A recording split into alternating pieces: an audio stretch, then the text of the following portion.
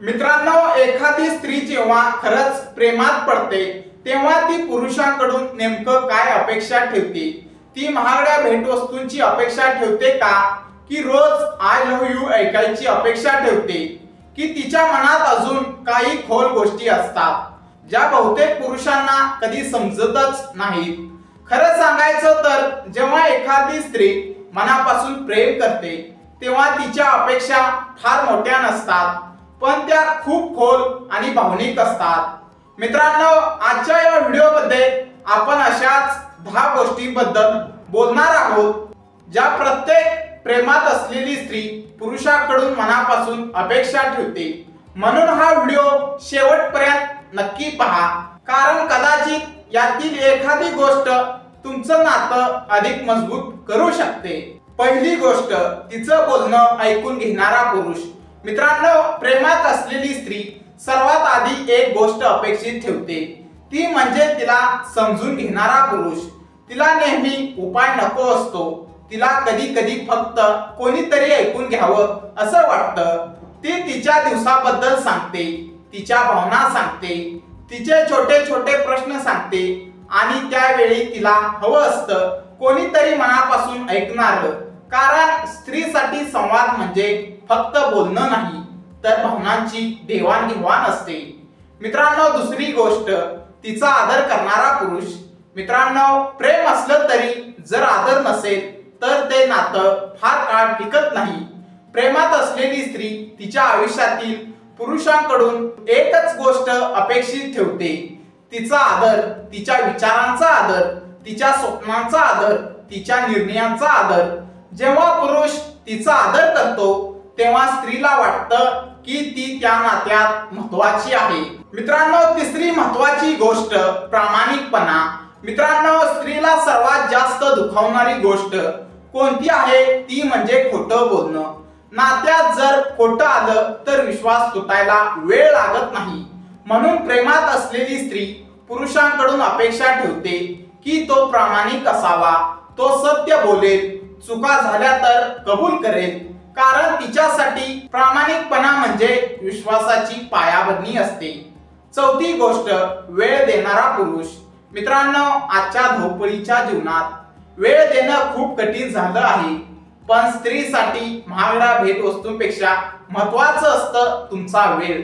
तिच्या सोबत बसणं, गप्पा मारणं, फिरायला जाणं, छोट्या छोट्या क्षणांचा आनंद घेणं. कारण स्त्रीसाठी हे क्षण म्हणजेच नात्याची आठवण.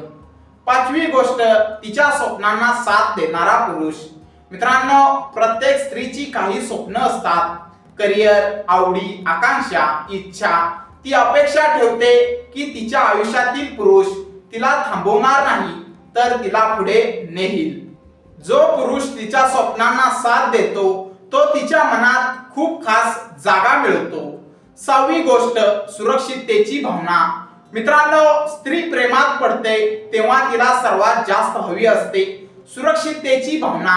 ही फक्त शारीरिक सुरक्षितता नसते, तर भावनिक सुरक्षितता असते.